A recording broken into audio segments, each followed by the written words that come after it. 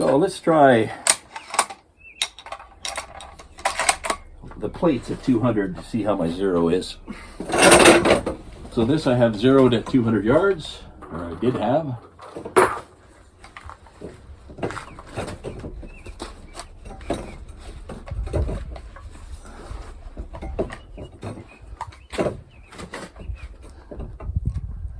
So let's try the black.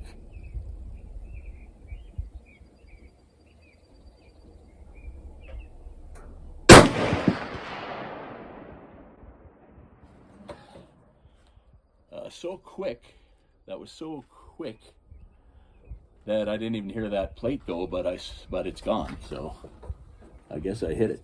I didn't hear the strike. And that was the Browning load.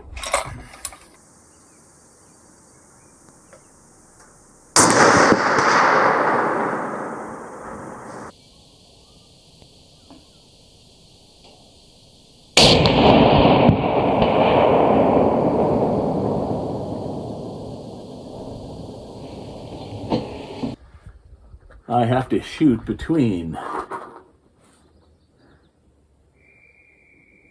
C2, it's on at 350, C3, it's on at 460. So I'm going right between C2 and C3. Get my bubble going. Okay.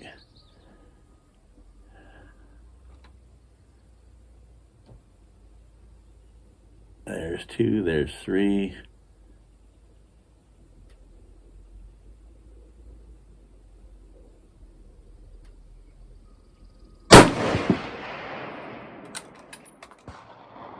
Squeeze.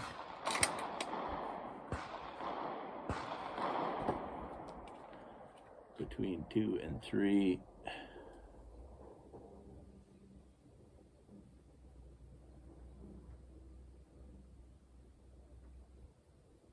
Squeeze.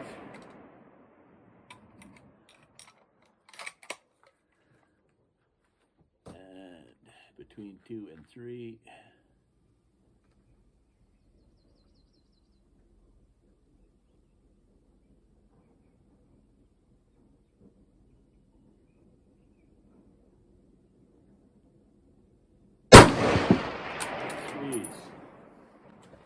All right, let's go downrange again. Okay, there's 422 yards where I was shooting from with the 155 Bergers, this time at the correct target. And there is a 2-inch group at 422 yards. God damn it, that's very satisfying. And when I go between C2 and C3, I am about right on, just like I thought. So that's a zero that has been. I'm very tempted to take that rifle. It's a little heavy at 8.5 pounds, but shoots super well. Tikka.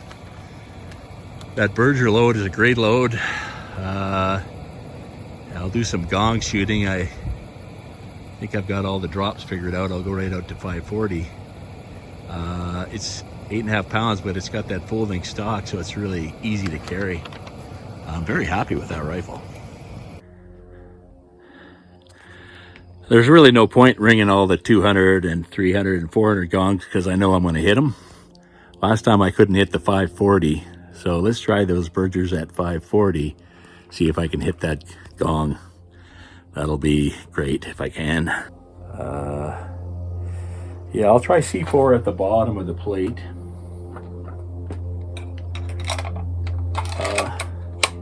Starting to think dialing might be the way to go.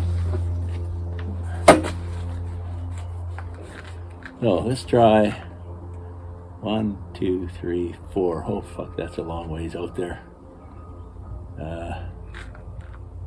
That's the gong over there. Okay. 1, 2, 3, 4. Bottom of the plate. Get my bubble right. 1, 2, 3, 4. See how I do here.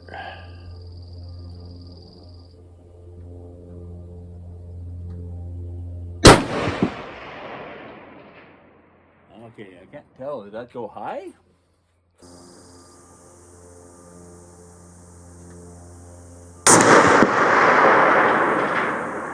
Okay, I can't tell. Did that go high? God damn it. So I got a smoke ring. Let's take a look at it again. C4 on at 567. Might be high. I'll try a little lower.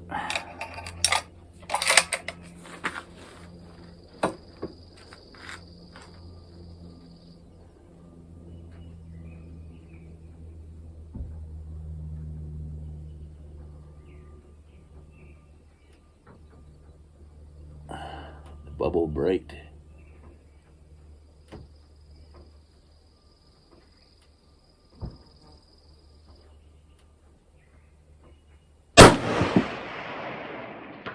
That was a hit.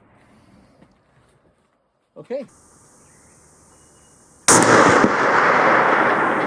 That was a hit. Okay. At the end, when you get out to 500 yards, you really get that parabola starts to really make a difference. That's why I wouldn't shoot an animal that far. But it's nice to know that if I wound an animal, I can. And I have C5 is at 675. And I'm also, this gun is near half MOA with the 155 Bergers and 59.5 H40 350. And that's getting mid 2900s. Good standard deviations.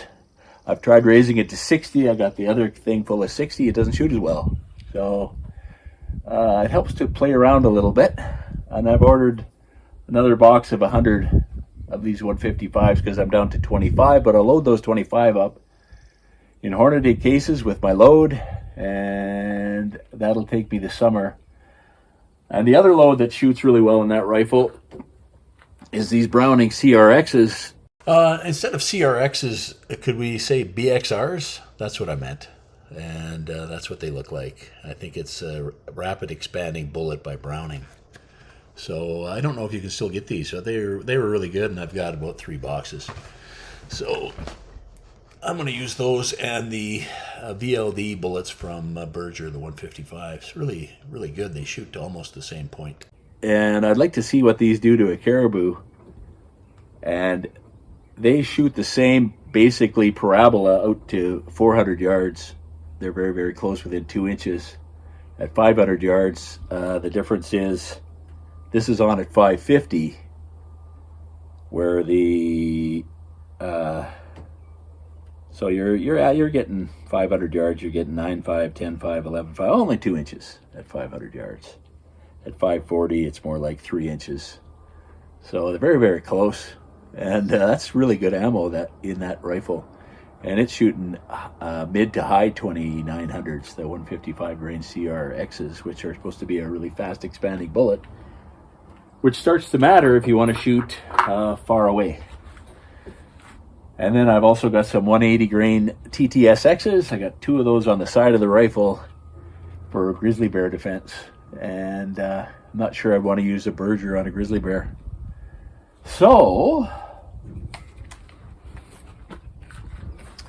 this is an 8.5 pound rifle, but it folds. It's a very nice carry. That's the MDT Hunter 26 stock. With the fold, it goes to about 31 ounces.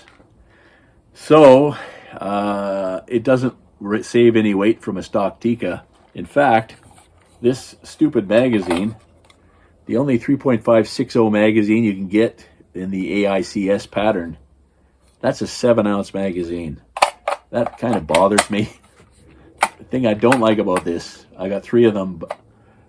It's great for running around and playing at the range, but I'd really like to get a polymer magazine, but I don't know anybody who makes one. A little 3-round polymer magazine that weighed 2 ounces. I'd save 5 ounces right away off this rifle. I got a heavy scope on it, but this is an Athlon 2-12 by 42. The HMR with the HMR reticle. I quite like it. It's optically really good, and it has seemed to be good at holding 0. Maybe not as good as a Trigicon, but pretty good. So I think this rifle might get some work. I like that 540-yard hit there, and I'll practice with it a little bit more this summer. Really fun rifle. I wish it was another pound lighter, but what are you going to do?